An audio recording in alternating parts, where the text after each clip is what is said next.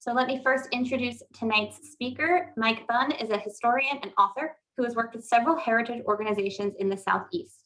He currently serves as director of Historic Blakely State Park in Spanish Fort, Alabama. Mike is the editor of the, big word, Muskogeana, the Journal of the Muskogee County Georgia Genealogical Society. He's also chair of the Baldwin County Historical Development Commission. He earned his undergraduate degree at Faulkner University and 2 master's degrees at the University of Alabama. Mike and his wife, Tanya, live in Daphne, Alabama with their daughter, Zoe. He is the author or co-author of several books, including the topic of tonight's lecture, 14th Colony, The Forgotten Story of the Gulf South During America's Revolutionary Era. So I am now going to turn it over to you. Okay, I see I'm unmuted. Thank you very much. Appreciate you guys having me. Always fun to share the story of this colony that most people don't know existed with folks. It's an interesting story that I find that most people are not very familiar with, even the ones that have a familiarity with colonial history, or if they've even heard of this colony, they're a little bit confused about it because its name is West Florida, so they associate it strictly with the modern state of Florida. But as we will discuss tonight, in a quick moving overview of the colony, that what the boundaries were, and it's really a big section of the Gulf South, and it's an area of the country most people don't usually associate with having a colonial era heritage in the same way as the East Coast, but we do, and it's an interesting one. It's a little different. And what I want to do tonight is to take you through the founding era of that colony, where it was located, why it was founded, who moved there and did what, and ultimately walk you through the military campaigns that brought a sudden end to its years as part of the British Empire, as sort of a sideshow, if you will, of the American Revolution, but involved nonetheless. But I want to start with first talking about actually, how the colony actually came about. As soon as my slide advances here. There we go. The colony really traces its history back to the 7 Years' War. Now, that's a war that we won't talk about much. It ended in 1763. It's a colonial era war that was really not fought on the Gulf Coast at all, and a lot of you probably heard about it. The significance to West Florida's story is really the treaty that ended it, because you've got some maps on the screen there. On the left is the colonial map of North America, showing the land holdings of the different European nations that laid claim to portions of North America before the war, and then the one on the right is after the war. So the significance is that France lost that war against Great Britain, and as a consequence was eliminated from North America as a colonial power. You see that huge swath of the interior of the continent stretching all the way up to Canada. That was what France claimed, and as a result of losing all of that territory, you see the map on the right is all now divided between the claims of Britain and Spain. And as a consequence of taking over that huge swath of land all at once, Great Britain determined, among many things that it did, to create 2 new colonies on the Gulf South, the Gulf Coast, out of that land, and they would actually be taking over portions of what were formerly French and Spanish possessions. So you've got these 2 colonies that had a very diverse colonial heritage, that they're going to create 2 new colonies in that area and add them to the British Empire. Those are West and East Florida, and we'll be talking tonight specifically about the colony of West Florida. And I've got a map to show you that. We're going to zoom in just a second and show you a little more detail. But West Florida stretched along the Gulf Coast from the Mississippi River over to the Apalachicola River and what is the Florida Panhandle. And the original northern border was the 31st parallel. And I'll go through a few details about that to help you understand that area. But you're roughly talking about the coastal areas, Gulf Coast areas of what are now modern Louisiana, Mississippi, Alabama, and Florida. So that is British West Florida. So they created these 2 new colonies. East Florida had a capital at St. Augustine, which was a long-standing colonial city. The capital of West Florida was at Pensacola, founded with that colony, with that capital there, and that was the capital throughout its period as a British colony. Here's a little closer map showing that area in a little bit more detail. And where I'm sitting tonight on the shores of Mobile Bay in Baldwin County, Alabama, across from Mobile, we're pretty much dead center in this colonial entity. And I would dare say that most people in this area aren't really aware that they were once, that this area once was part of the British Empire and was a colony that's involved in America's founding era.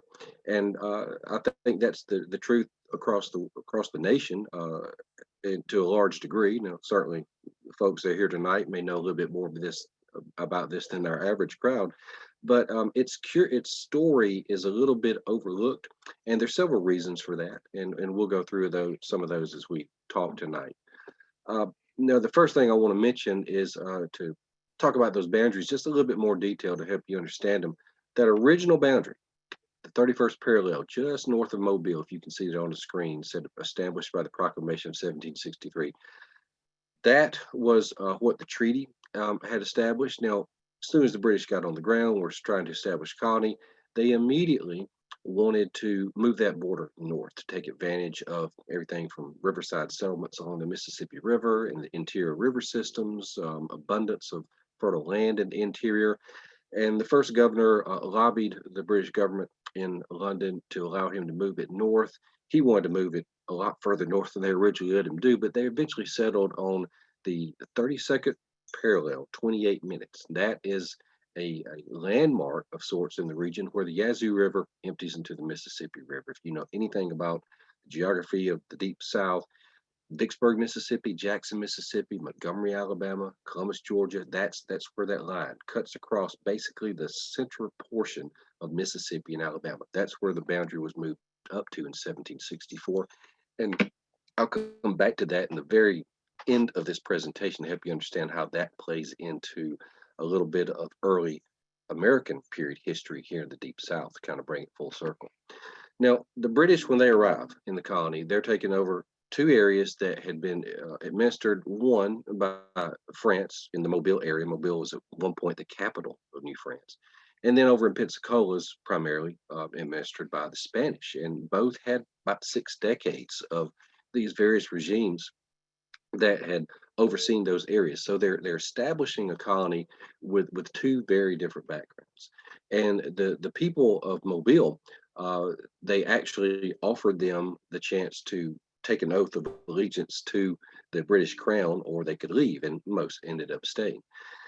They had a Herculean task in what they were trying to do, because despite the fact that this had been a colonial settlement for a long time, there was really very little infrastructure in the area. There were places on the map, Pensacola and Mobile and fortifications, etc., but they were not very large. They were not very formidable. And the British officers who first arrived to look at what the real situation was going to be realized they had their work cut out for them, because this was a place that was very low population, not many roads that connected any of the major settlements. The major settlements themselves were small, and the fortifications were rather miserable. And they had to do all of the work of building a colony within a environment. And I can tell you, living on the Gulf Coast, before air conditioning and hurricane-proof roofs, etc., it's a tough place to try to carve out a living in the 1760s. And the first guys who were sent down here are just, they literally died like flies. This was a miserable place. They very susceptible to a number of diseases and fevers. And their first impression was, this is going to be a tough spot to be. And they really viewed this as quite literally being on the fringes of civilization. That this was about as far away from everything they were familiar with as you can imagine. So they viewed themselves as being at the far ends of the world, and some of their letters reflect that. And some of it's real difficulty, and some of it's just people who really didn't like their assignment. But there was a lot of sickness of the first troops that arrived here, and there was so much work to do that some of the first officers, that was Robert Farmer in Mobile, Haldeman came to Pensacola, had pretty much the same take. And their first letters, if you look at what they write about, it's sort of a downtrodden sort of outlook on what they had to do, and some even questioned if it was worth it. But despite all of that, despite all the negativity, once they set to work trying to build a colony, they really exerted a tremendous effort to do so. And they ended up with quite a bit of success, relatively speaking. I mean, West Florida never became a major population center, but it had some major gains and probably would have continued some of those gains had the American Revolution not occurred. And of course, ended up forcing the colony's hand, a change of hands for the colony. But to the point of what they did. They tried to establish a government for the place. That's the first order of business. There's the seal of the colony of British West Florida.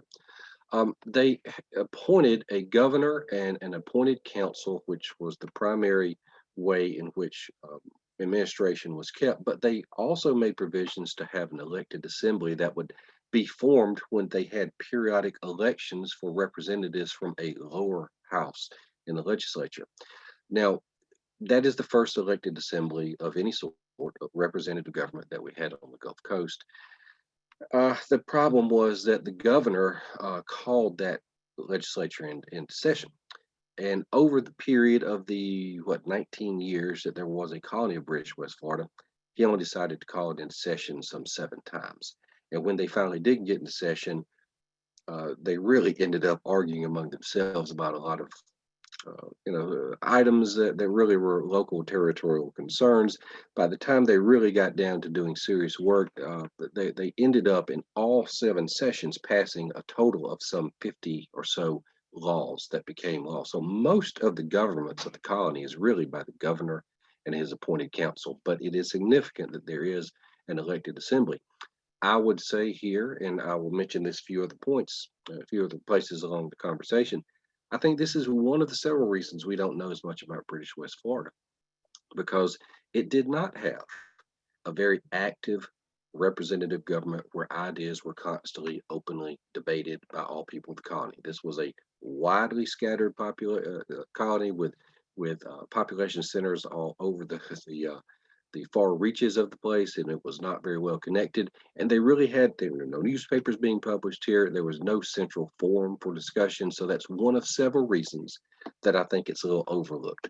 And we'll talk on some more as we go. Now, I won't go through all the list of all the governors of the colony. I want to mention two, though. The first governor, George Johnstone, who arrived on the scene in 1764, he really he was a difficult guy to get along with, and everything that you look at in the records illustrate that he pretty much got sideways with everybody he worked with at some point.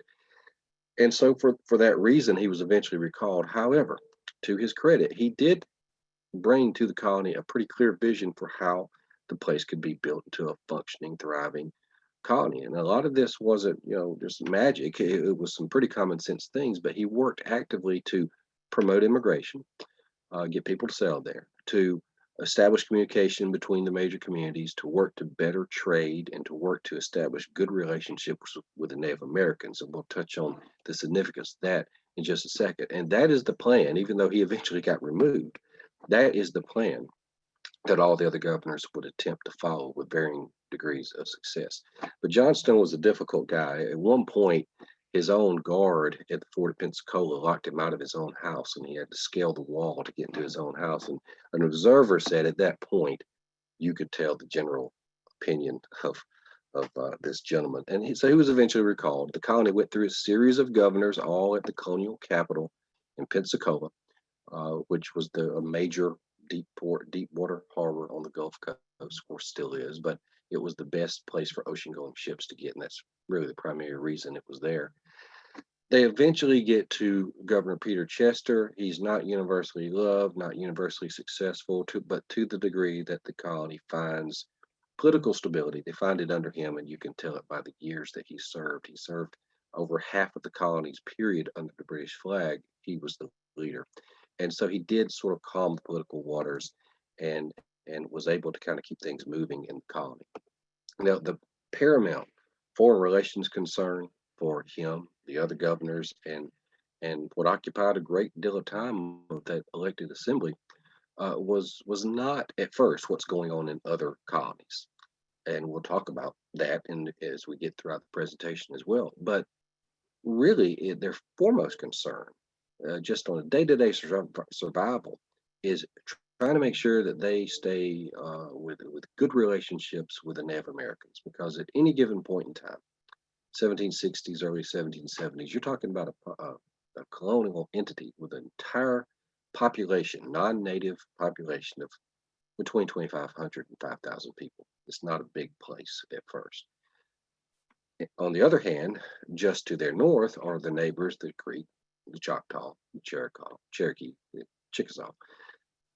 All told, all together, at any point in time, that population probably would have run 60,000 people, with warriors many times over what the British could ever bring into any sort of colonial conflict. So that was a life and death sort of diplomatic issue.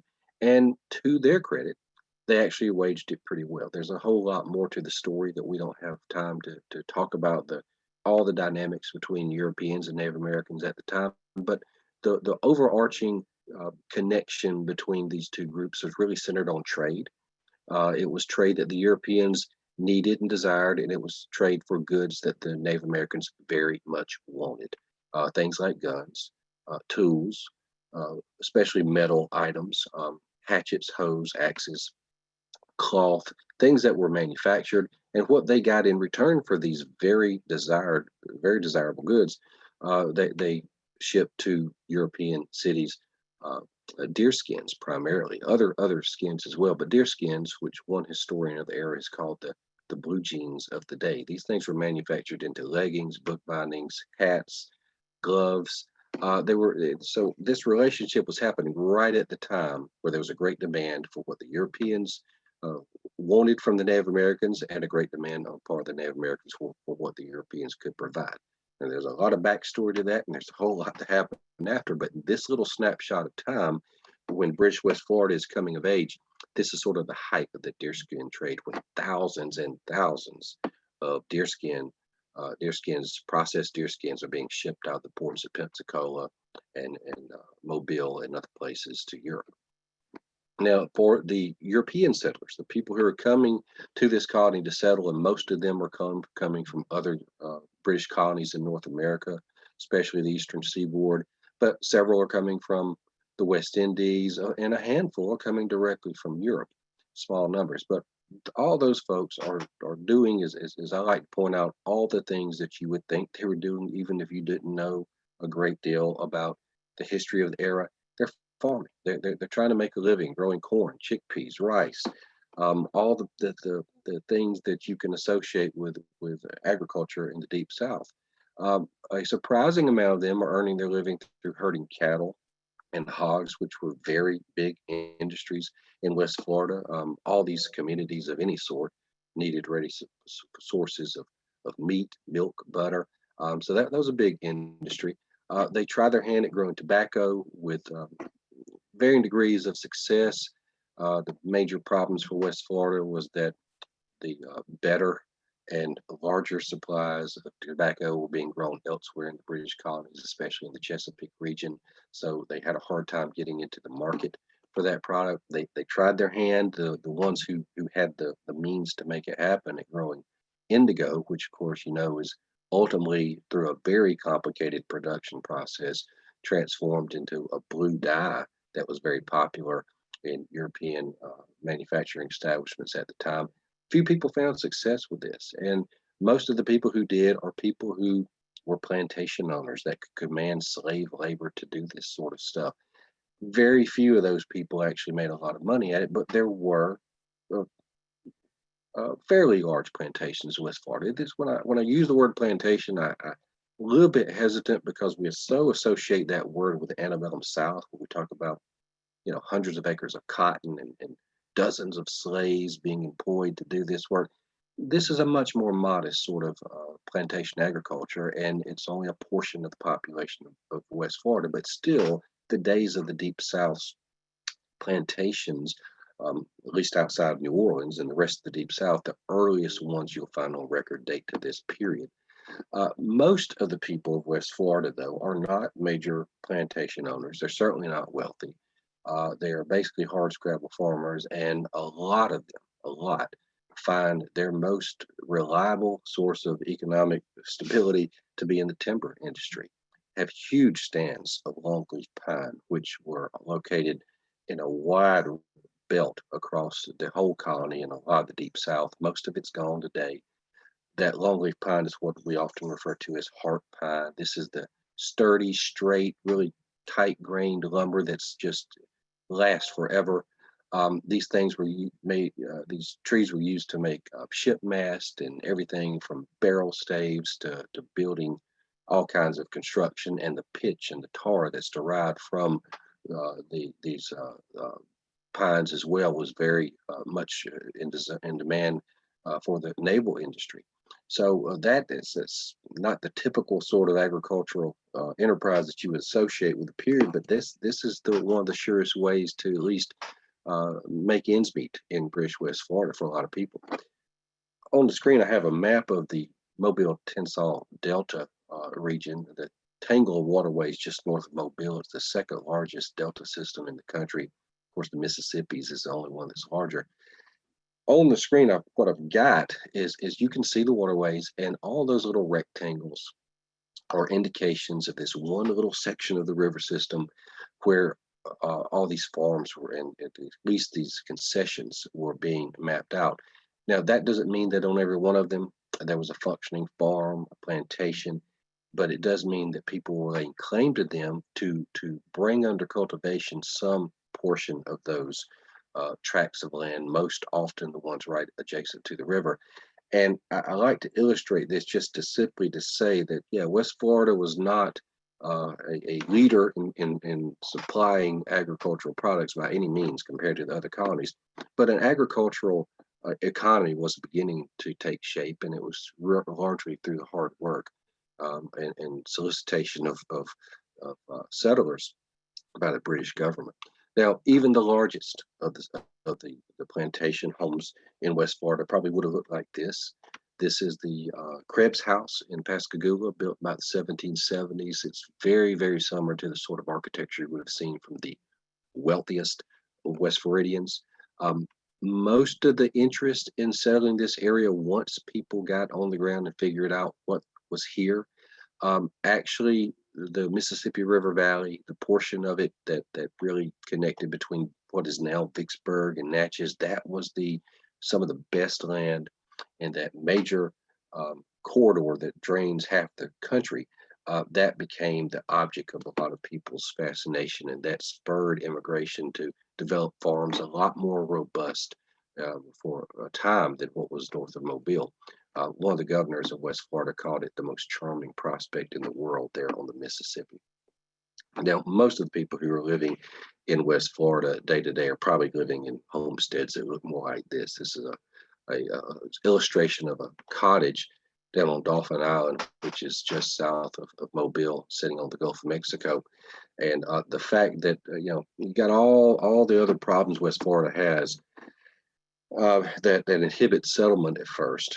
And the fact that this illustration shows that this is on an island that the French at first called Massacre Island. I like to point out that probably was not Chamber of Commerce material for encouraging people to move to a far-flung colonial entity. But this is sort of an illustration of what your average homestead would have looked like.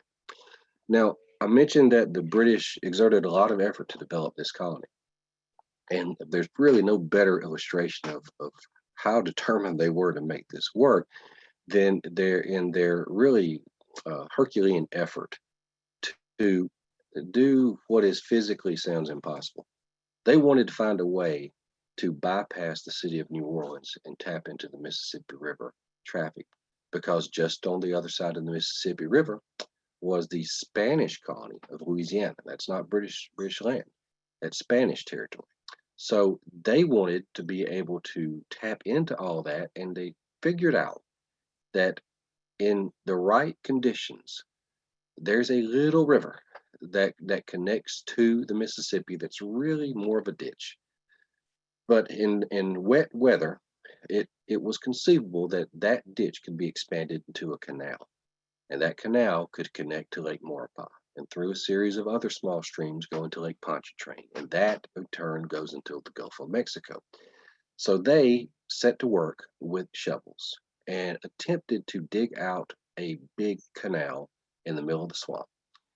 And they tried for a long time, for several years. They sunk a lot of money and a lot of time into the effort because they were convinced that that would launch the colony forward by simply bypassing this major rival community and bringing all the Mississippi River traffic into British West Florida. Sounds a little bit crazy today, and to think that they persisted at it is one illustration of how serious they took this colony building. So West Florida never did flourish in the way that they had desired, but it certainly wasn't for a lack of trying. Now, the population growth is not going to blow you away. It's not spectacular. You're talking about a non-Indian population in 1765 of roughly 2,000 people. By 1775, it's more than doubled, but it's still not impressive, really, by modern standards. About 5,500 people. Now, American Revolution comes, and it's going to have a big impact in West Florida. It's not necessarily in the ways most people think, but West Florida did play a pretty significant role in the conflict. I'm going to tell you about the two or three ways that it found the colony and how that the ways that it found the colony really shaped regional history. First of all, I know this audience is especially familiar with this sort of map that shows where the major campaigns of the Revolutionary War were. And we're so attuned to that that sometimes we forget that there was a British North America anywhere outside of the Eastern Seaboard. But there's some significant actions that happened down in West Florida that at least had very significant impact to the shaping of the Deep South. We sometimes forget the Continental Congress met and it invited all the British colonies, of course, to participate. West Florida was extended an invitation. They politely declined. Now, this was not necessarily because they were extraordinarily loyal, as I'll explain. There was some talk, even going back to the Stamp Act. The Governor George Johnstone talked about on the streets of Pensacola. He said, there's some talk here of this idea of liberty, what is there called liberty, there meaning the East Coast. But as you go through time, you really find there's very little understanding or connection with the sympathies of the other colonies that eventually moved towards rebellion. Most of these people are just simply trying to earn a living on a very far-flung frontier that's not very well connected with the rest of the empire, not even with the rest of the colony. They really viewed what was happening elsewhere as somebody else's problem.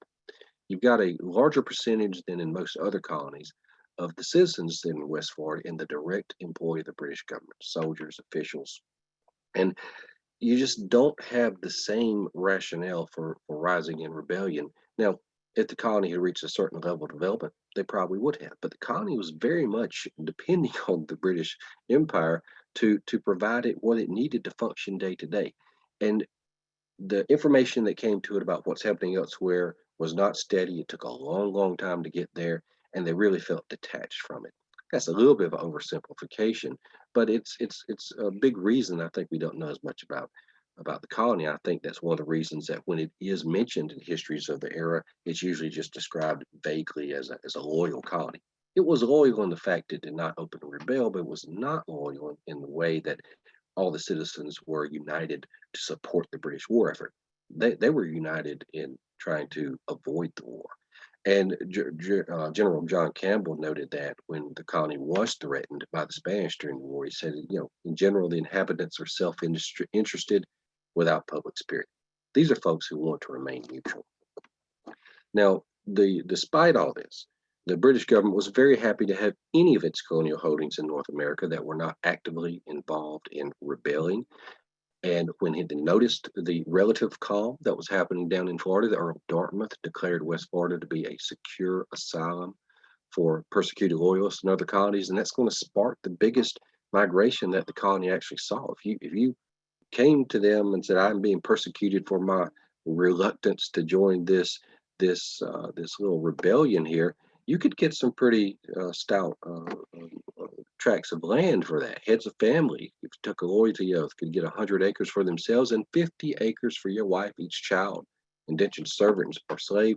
So a lot of people took advantage of that, and a lot of those people moved to the Mississippi River Valley. That's when that area really exploded population. Now, the two military campaigns that reach reach West Florida are going to really involve two different wars almost. The first is a relatively minor event that had some implications for Great Britain. It's really a raid by a gentleman named James Willie, and he was twisting the arms of officials. He had some connections in the Continental Congress, and he had formerly lived in the Natchez area, and he had heard some discussion about the possibilities of opening up a front on the Gulf Coast in the war.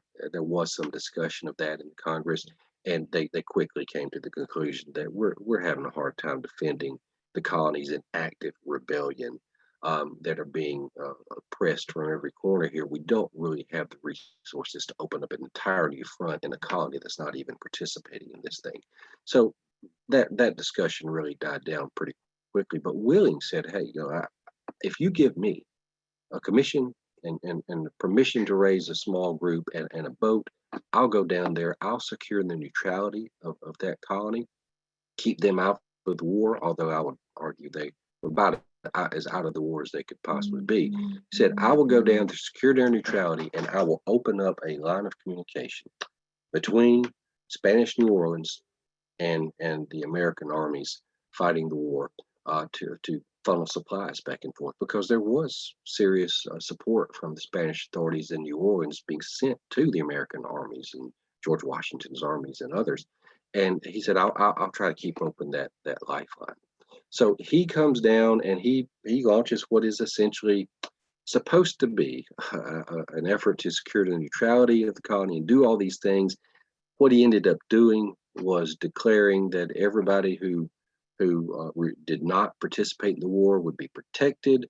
He puts the American flag up on the shores of the Mississippi and Natchez, and he promptly goes about and destroys everybody's property that he can get hold of. He conducts a raid. He steals silver. He steals clothes. He steals hams, raids smokehouses, and he does steal slaves. And he thinks he can do all this because if he goes to New Orleans, where Spain is not allied with the United States, but they're supporting the war because they're an enemy of Great Britain, he'll be allowed to sell it for free. And he had some other reasons that we don't really know. And that campaign of plunder happened very quickly, and it opened the British to the fact that the two major facts: one, their colony was not all that well defended on this western border when this ragtag group could come through kind of wantonly plundering the area. And two, it opened the British to their eyes to the fact that Spain was very determined to do what they could to hurt Great Britain in this war through the colony of Spanish Louisiana, which was next door, and that they need to be on the lookout for any opportunities Spain might have. And remember, so this is all Spanish Louisiana. The governor there, Bernardo de Galvez, was doing all of those things that the British feared. He was planning for if his government actually, France had been involved in supporting the American war effort, and France was allied with Spain, had been historically.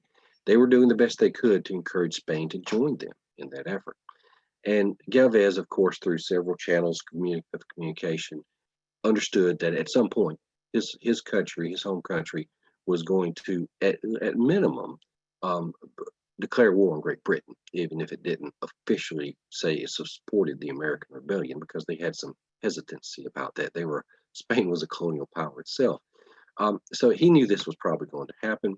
So rather than sit back and wait for it, he began planning for a military campaign that the moment he got word that Spain had declared war on Great Britain, he wanted to put it into action to take by conquest what Great Britain had lost after the 7 Years' War when they created the colony of West Florida. And so he sits by in the summer of 1778, waiting for this to happen, 1779. And immediately when he gets word that the war had been declared, he launched this preemptive strike against the British forces in West Florida before they even realized that they were under attack. He leaves New Orleans with a diverse force. He goes up the Mississippi. He captures a small fortification known as Fort Butte. He captures a much more substantial fortification after a short siege at Baton Rouge, Louisiana. 1779, and then in the surrender agreement, in which Baton Rouge was surrendered, he actually secures the surrender of Fort Padmir up in Natchez. So this is a lightning quick campaign. He's captured all these fortifications before the British realized they were under assault. And you can imagine the surprise of the British commanders in Natchez being notified they were surrendered and there were no Spanish army within 100 miles. But nevertheless, all this had happened, and he rather than just sitting on his laurels, he goes back to New Orleans and immediately begins plans for another campaign. He wants to look to the east. He wants to capture Mobile and Pensacola, the two primary fortifications and population centers in the colony. And it doesn't take the British very long to figure out that that's what he's doing, and they move as best they can to meet him. But he amasses a pretty substantial army, and the British, they're distracted with a major war against this upstart country that's trying to wage a war for its independence, and any supplies that are sent to that effort are of course going to hurt West Florida, or any supplies they try to send down to West Florida are going to hurt that effort, and the British saw the bigger threat happening on the East Coast. So West Florida did not receive the type of fortifications or the type of reinforcement that they wanted. And as a consequence, they moved very slowly to this response to this imminent threat from the Spanish in Louisiana. They arrive at Mobile, and they lay siege to the fortification there through a really interesting campaign where they get into Mobile Bay. That's the same site there at Mobile Point where Farragut would enter Mobile Bay during the American Civil War and famously issue those words, "Damn the torpedoes," full speed ahead. So you're talking 100 years earlier almost, the Spanish had their own fortification there at Mobile Point, and they came into Mobile Bay. They drug all these gigantic cannon through the swamps south of Mobile and prepared to lay siege to this place, this fortification at Mobile. The British did their best to resist them. They were outnumbered several times over. Really, what they wanted to do was buy time for a relief force from Pensacola to come to their aid, and that relief force was sent, and it came to their aid just in time to see the last shots fired.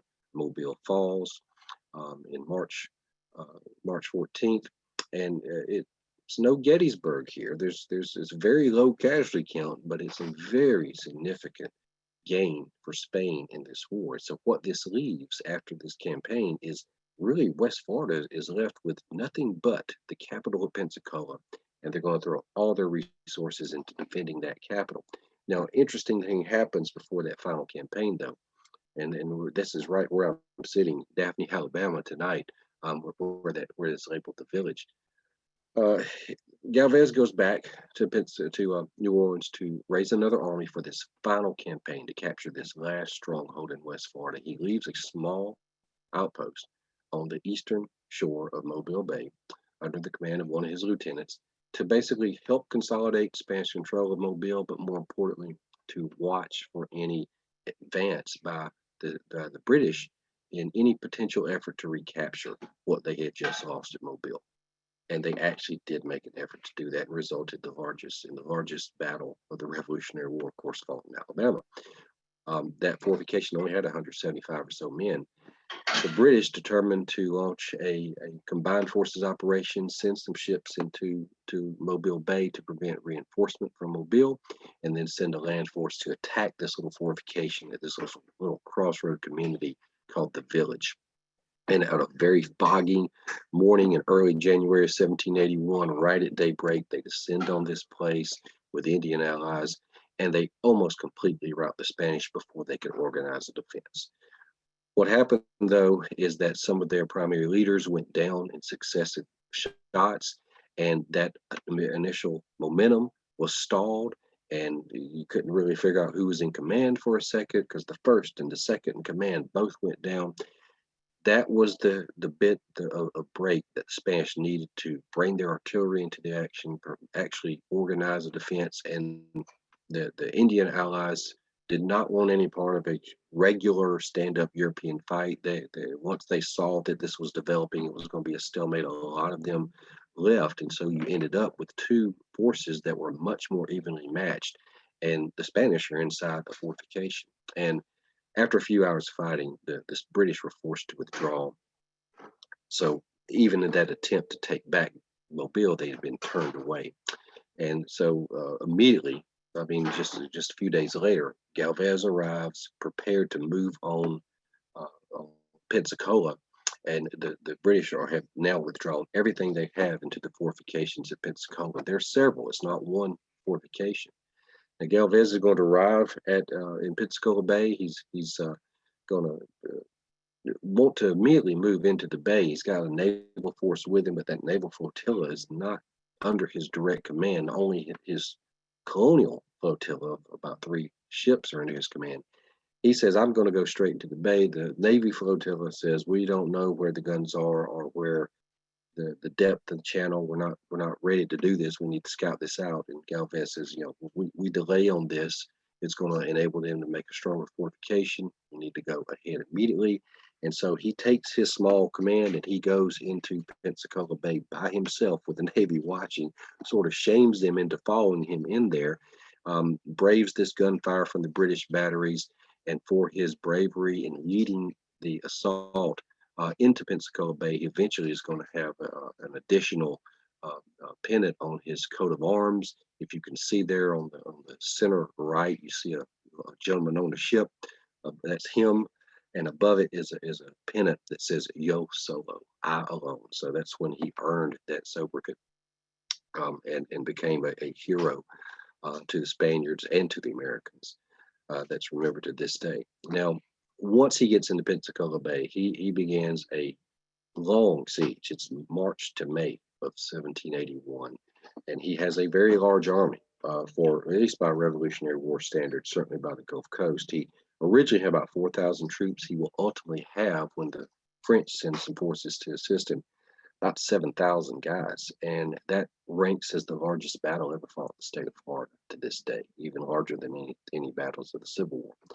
And you can see on this map I've got of Pensacola, that's modern Pensacola with the fortifications overlaid there. That is where the campaign took place, March to May of 1781. It culminates with this one shot that hits a powder magazine in one of the British fortifications, blows the whole thing up, kills about 100 guys, and the British were left with no fort to defend. And so by military force, Galvez had taken over British West Florida piece by piece, and British West Florida became Spanish West Florida.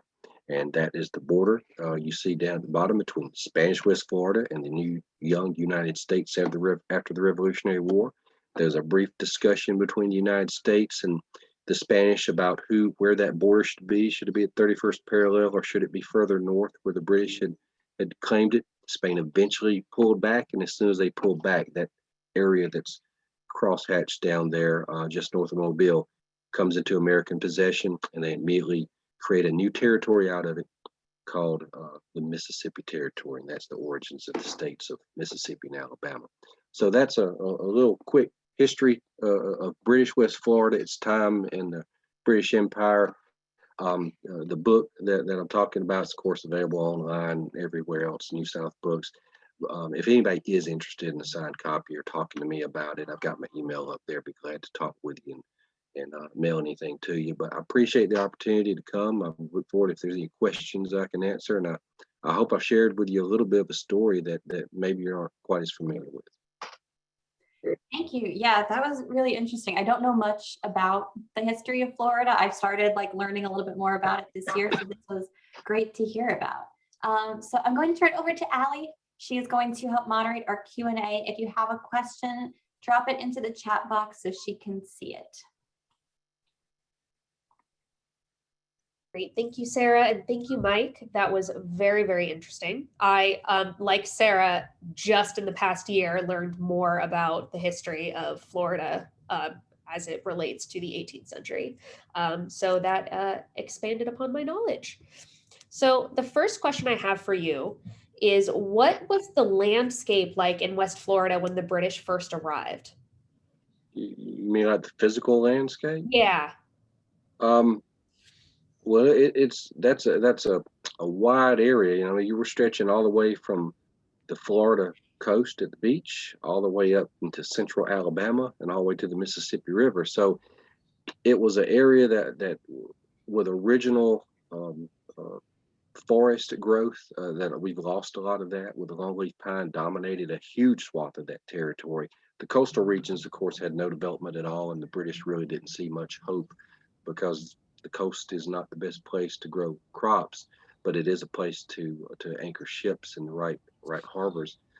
And so they were intrigued with the possibilities of the land, not because of what was right there necessarily, but because of the incredible amount of river systems that emptied into the Gulf of Mexico. Like I said, the Mobile Bay, the Mobile Basin. I forgot all the stats, but it's an enormous amount of square area that enters into that, millions and millions of gallons. It's the second largest delta in the country, and then the Mississippi River is a part of this colony as well. So you've got all these rivers in the deep south that are emptying into this area, and they recognize, even if they didn't control all of the land, that there's some pretty rich land in the interior, and all the commerce could potentially go up and down those rivers. And so the rivers dominated the landscape, the longleaf pine, and then of course the coastal areas. Okay, great. My next question is, was you mentioned that in the colony, everybody was kind of spread out in little clusters. There was nothing really centralized. Was there any sort of national identity for people living in West Florida, or did they first and foremost consider themselves British? First and foremost, British. An identity as West Florida was very slow in coming. As I mentioned, these people are scattered, living sort of separate lives in a lot of ways. Mobile and Pensacola were the only major urban entities of any sort, and those towns at the time had 300 or 400 citizens. And these people would have either identified with themselves as British or had taken an oath of loyalty to the British. But a lot of these, there's just really not a collective sense of a distinct British West Florida culture. And a lot of the people that travel through talk about that these people are just out here trying to earn a living apart from the rest of civilization, was the way that they understood their day-to-day life. So it's an interesting way to understand the colony, but I always like to mention that this colony that didn't exist until 1763, and it's engulfed in war for its last 3 years of its life, and it's only around for less than 20 years. It would have been interesting to see how it would have been able to develop had it been founded earlier or lasted longer. But as it was a very quick moving time period, and really didn't have the opportunity to develop a distinct local culture, I'd say. So this is kind of similar. You mentioned earlier that it took a while to build the colony up. About how long was that, and what goes into building a colony? Well, the when it was first founded in 1763, you didn't even get the governor and the officials in office on the ground until 1764 and into 1765. To build the colony really requires having a government in place to enforce everything from how settlement takes place and how land is granted, to having laws about trade and commerce, to establishing ports and customs collection facilities, and most crucially, to having the military wherewithal on the ground to enforce law and order by British authorities. And that took some time, and it never really got to where they wanted it to. And when it finally did, it was kind of a rushed into being because they were under threat of attack by a foreign nation. So they had major fortifications in Pensacola, Mobile, and of course several on the Mississippi River in that region. And they hoped to do a lot more. The colony, I would say, in all fairness, never really got to the state of development that they had wanted it to.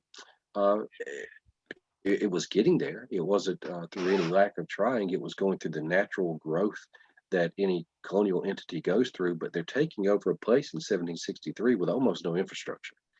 And they were trying to establish that physical and political and military, all within an area that was really, really widely scattered, not all that well connected. and it kind of came in fits and starts. And by the time the war came, some of the problems they had encountered in making all that happen were exposed very quickly by the Spanish. You kind of touched on the next question, which was, do you think the colony was ever finished being built, or do you think not even close? No, absolutely not. They had a lot of grand plans and a lot of grand ideas, just like if you read the history of any of these American colonial entities, they grow over time, and they kind of adapt to the circumstances, and they experience immigration and open up new opportunities. Well, West Florida had less than 2 decades to do all that, so no, it did not reach a full development, but it did attain a level of distinction where you could see the pattern of development. And I would say that pattern is a pattern that, more than the French, they kind of put on this region, and that pattern of development, you can trace the origins of all the way to the American period, through the Spanish period into the early American period. Most of the major communities that date back to the colonial era, a lot of the trading routes, all these things that we associate with this early time period really goes back to this British period in the Gulf South. And that's something I think a lot of people forget, because the French were, of course, here. And there was a French colony that Mobile for a brief period was the capital of, but the French never put the same amount of resources into developing that specific area of the Gulf Coast as the British did. So that British stamp on the time period is important to this region's history a lot. It's a lot more important, I think, most people realize. interesting? What would have brought the colonists, like what would have attracted them to West Florida specifically? Land, almost free land or free land. They had some very, very generous land grants they were handing out to people. And the land grants came with a number of small fees that you were supposed to pay, and they even waived those, or they would say, the $5 roughly that it would take you to lay claim to some of these tracts could be deferred for 3 years or something. So it was almost free land. And a lot of the people who came, there are two groups of people really. You got individual farmers who see an opportunity that for whatever reason don't feel like they've got that same opportunity where they are, and there's some that really are in some desperate circumstances to take advantage of it. And then there's other groups that are purely speculations. They're pure speculators that have very wealthy people in other places, and they buy up some of the tracts and they try to encourage other people to settle them, and they want to create their own cities, etc. But they're not actually moving here. There's a lot of that happened. There's enormous tracts of land that were ultimately given or purchased by very wealthy individuals, and some of those people tried to develop their own immigration schemes. There was one that came out of Connecticut and organized a group to move down to the Mississippi River. And one of the guys who actually was a part of that scheme, I've got his story in the book. It's really sad. Between Connecticut and when he actually finds his place he's supposed to have on the Mississippi River, his wife dies. He sees 2 of his children drown, and he finally arrives at the plot of land that's supposed to be his on the Mississippi River, and he discovers that someone else already is living on it. So it was a difficult task to get here. And so the people who were doing this, who actually were settling, not the people who are speculating on it, most of them are coming to pursue economic opportunity that they did not have elsewhere. That makes perfect sense. I have a couple more questions. How large was the enslaved population in West Florida? I didn't hear the last part of that. How large was the enslaved population? At any given point, it would be a fair estimate to say about a third of the population. So when I think I've got that 1765 figure is roughly 2,500 people all told. So you're talking about an enslaved population that is perhaps 1,000 people, pretty significant portion of the population. But this is the predates that large cotton cultivation era, in which you're going to see the slave population be a lot more than half of the Gulf Coast. But it's a pretty significant amount, and it grows over time. as these, because what happens is some of the people who get these large land holdings are the very people that can bring 12 to 20 slaves at a time in, which was an enormous amount at that time. A lot of the first settlers are arriving with either no slaves, or if they had one, they have an indentured servant, things like that. So as the colony gets more attention, as the Mississippi River Valley opens up, that's when you start to have a larger percentage of the slave population. Great, that makes perfect sense. You mentioned Massacre Island early on. Do we know anything about the origin of that name? Yeah, the French discovered Dolphin Island back when they were scouting out a place to land back in 1699, and they discovered Dolphin Island as an anchorage. And when they stepped ashore, they were greeted. One of the first things they saw was a big pile of bones. And they at first called it Massacre Island. And later they realized, or historians have realized, it was actually due to a disease epidemic, and people had come down there and tried to sort of separate themselves. They didn't quite understand the way things were spread, but they knew enough to kind of quarantine people in a certain area. But the name Massacre stuck, and that's unfortunate, I think, for Dolphin Island's early history, because it's hard to encourage people to come settle in humid, subtropical, hurricane and mosquito-ridden Massacre Island. Yeah, it doesn't sound super enticing. So this is going to be my last question, and I think it's the most important. If you could dine with anybody at Fraunces Tavern, who would you choose? Oh my goodness.